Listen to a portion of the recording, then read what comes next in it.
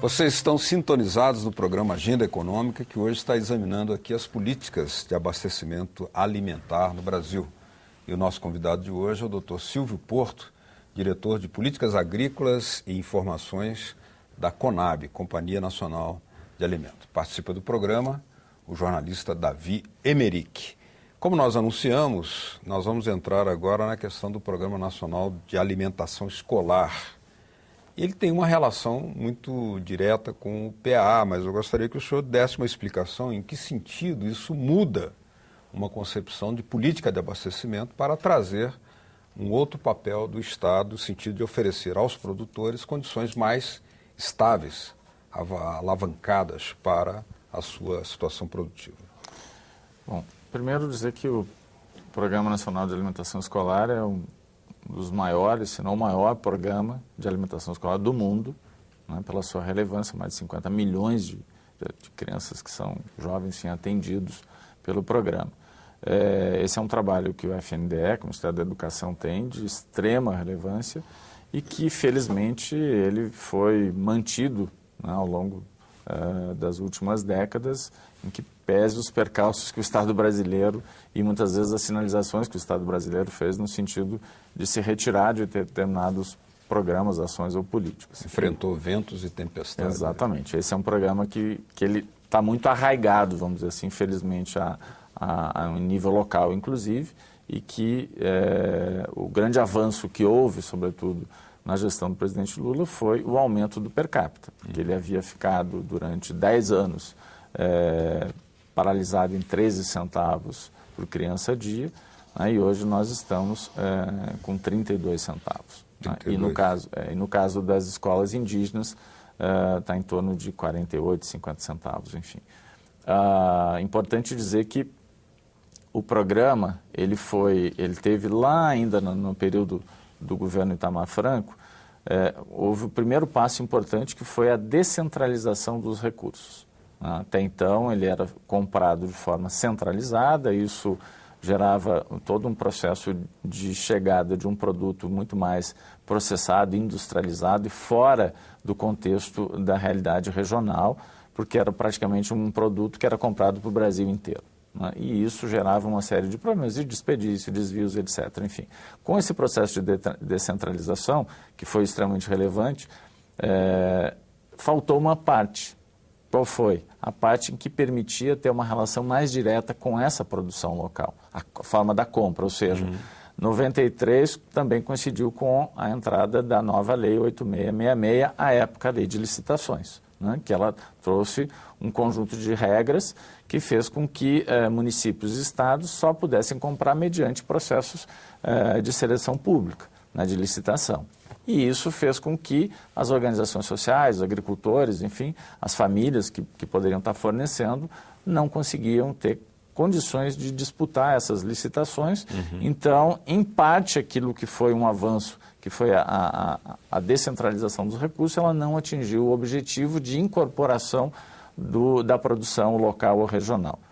Com a experiência do PAA a partir de 2003, né, vejam que a nova lei da alimentação escolar, ela que incluiu e colocou como condição obrigatória que no mínimo 30% dos recursos sejam adquiridos do público enquadrado na Lei 11.326, que é a Lei da Agricultura Familiar, só veio em 2009. Então, o PAA, ele foi, na verdade, o lastro e o programa que criou efetivamente uma condição para que o próprio PNAE, o próprio Programa de Alimentação Escolar, também se modificasse e que tivesse uma inflexão no sentido mais afirmativo e impositivo para que os gestores regionais, no caso estados e locais, municípios, efetivamente passem a adquirir no mínimo 30% da agricultura familiar. Diretor, alguns números aí para o senhor comentar também. Segundo o Ministério da Educação, o Programa Nacional de Abastecimento Escolar teve uma destinação orçamentária de 954 milhões de reais em 2003, evoluindo hoje para 3,4 bilhões de reais, o que permite alcançar esse número que o senhor está colocando, 50 milhões de estudantes. Esses 3,4 bilhões de reais são suficientes para atender realmente de forma satisfatória e permanente, sem crise de solução, sem problema de solução de continuidade, esses 50 milhões de estudantes? Se pensar a necessidade, vamos dizer assim, de uma alimentação mais diversificada, não.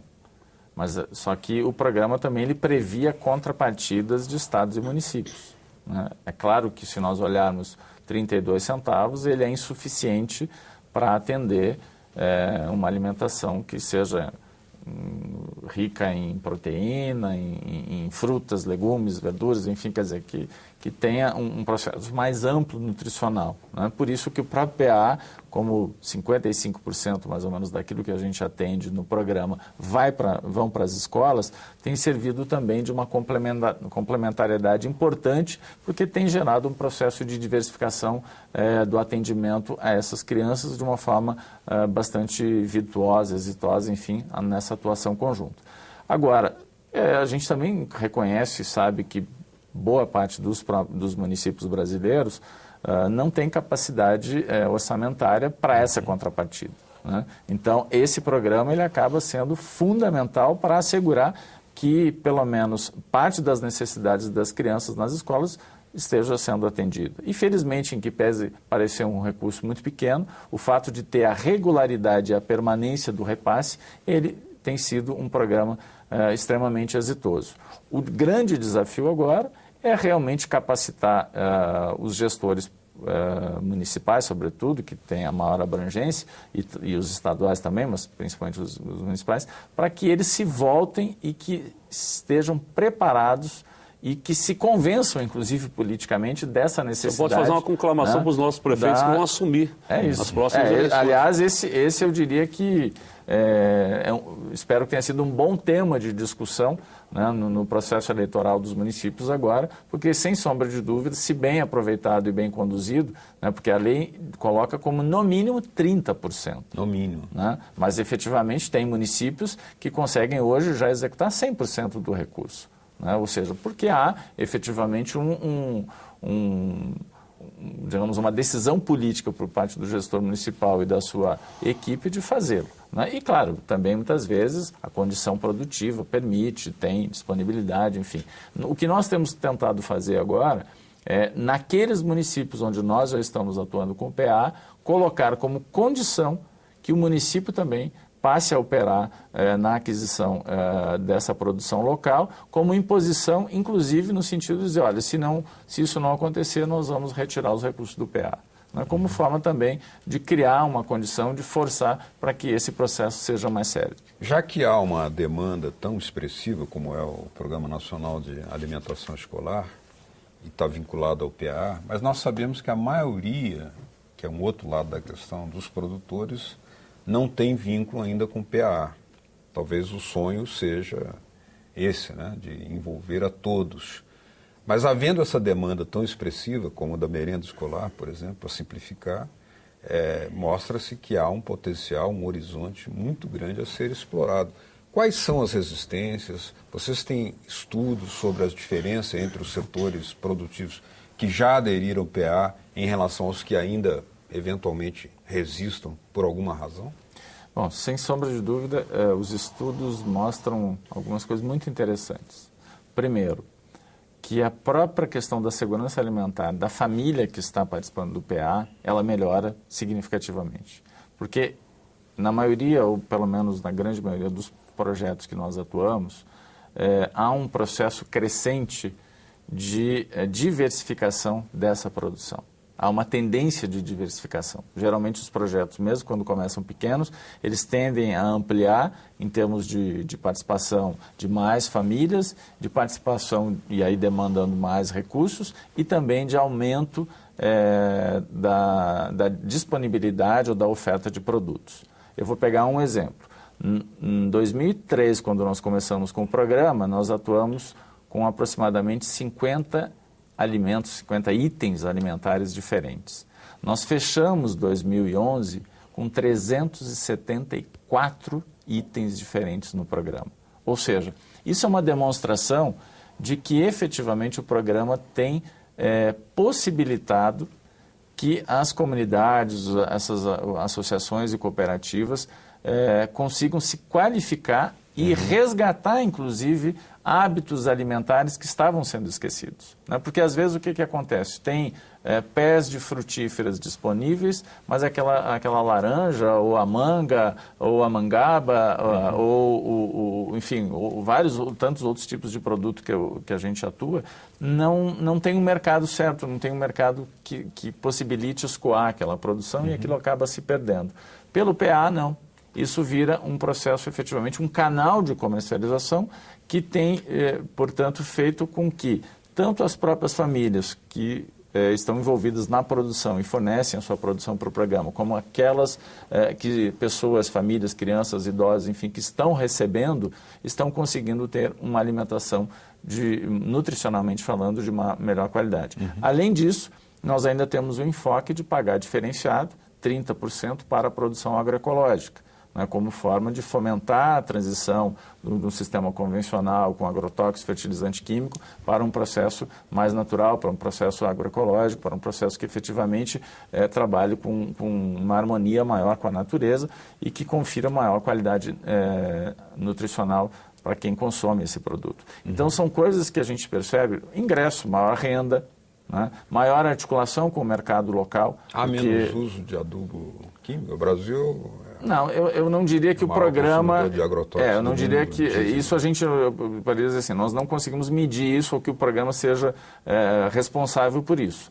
Mas, no mínimo, a gente consegue valorizar as iniciativas locais daquelas organizações que têm trabalhado... E é instrumento para evitar a malandragem? O cara que coloca como produto orgânico, na verdade é um produto com produtos químicos? Sim. Tem instrumento para isso? Sim, tem instrumento para isso. E tem muita malandragem também, né? Não, felizmente a gente tem tido muita seriedade nesse processo. Primeiro porque há toda uma legislação de conformidade em relação a isso. Tem os processos formais, vamos dizer assim, de auditoria e tal, não sei, em relação àquilo que para quem queira ir buscar a parte de certificação formal, como tem o chamado certificação participativa, que é um processo de acreditação na relação onde o próprio grupo ele se autofiscaliza. O consumidor pode confiar nos critérios que o governo usa, pode confiar. Com certeza, não tenho sombra de dúvida. Diretor, voltando um pouco à questão da seca, que foi um assunto muito debatido, as páginas de jornais e tal, com a crise, com a quebra da produção de milho nos Estados Unidos que produz quase 200 milhões de toneladas de milho por ano, que é um absurdo comparado com a nossa produção. Você falou muito na transferência de milho do Mato Grosso, aqui do Centro-Oeste para o Nordeste, principalmente para a produção de proteína, que usaria até os carros do Exército, porque os fretes estavam muito caros. Isso, realmente, esse drama existia? Se existia esse drama, foi resolvido? Ou se esse drama, em existindo, ele permanece? Bom, vamos lá. O drama, ele é de difícil resolução, porque nós saímos de um cadastro de 30 mil produtores no ano passado no Nordeste para um contingente de 130 mil famílias cadastradas no programa de atendimento a balcão. E aí é importante colocar que o fato da Conab hoje não estar preparada para atender de uma forma mais rápida, de uma forma mais abrangente e universalizante o programa chamado Venda a Balcão, que é venda direta a esses pequenos produtores de cabra, de aves, suínos ou gado de leite e corte, é de certa forma, uma opção da própria política, ou estamos sendo vítimas de uma opção da própria política, que eu acho que ela começa efetivamente agora a ser modificada. Primeiro, porque, em geral, a questão do atendimento ao setor de aves e suínos, mas sobretudo o setor de aves no Nordeste, ele se concentrou muito mais em relação ao atendimento ao Ceará e Pernambuco, que são os grandes produtores de aves, seja para postura, seja para consumo de carne. Segundo, sempre foi uma forma de resolver o problema do excedente aqui do Centro-Oeste, sobretudo do Mato Grosso. E qual era a opção feita? O Ministério da Agricultura definia que nós iríamos fazer isso por meio de remoção de estoques daqui para lá, seja de estoque privado, que a gente faz por meio de chamado prêmio de escoamento da produção, pagando uma subvenção, pagando parte ou todo, viabilizando que o custo desse transporte ele seja subsidiado pelo governo, ou então de estoques públicos centralizados aqui e repassados para lá. Eu diria que essa sempre foi talvez a nossa grande questão, ou seja, há necessidade de uma mudança na inflexão da política e acho que esse é um bom debate. O programa Agenda Econômica está chegando ao seu final por hoje. Nós queremos agradecer a sua audiência, esperamos as suas sugestões e críticas, que são muito bem-vindas e podem ser enviadas para esse endereço que está aí na sua tela, o www.senado.gov.br/TV, pelo qual também você pode baixar esses ou outros programas da TV Senado. Nós queríamos agradecer muito a presença do Dr. Silvio Porto por ter aceito o nosso convite, pelas explicações que nos deu. Muito obrigado, estaremos sempre aqui de portas abertas. Obrigado mesmo. Agradecemos também a participação do jornalista Davi Emerick. Continuamos aqui de plantão no programa Agenda Econômica. Até o próximo programa. Até mais. Tchau.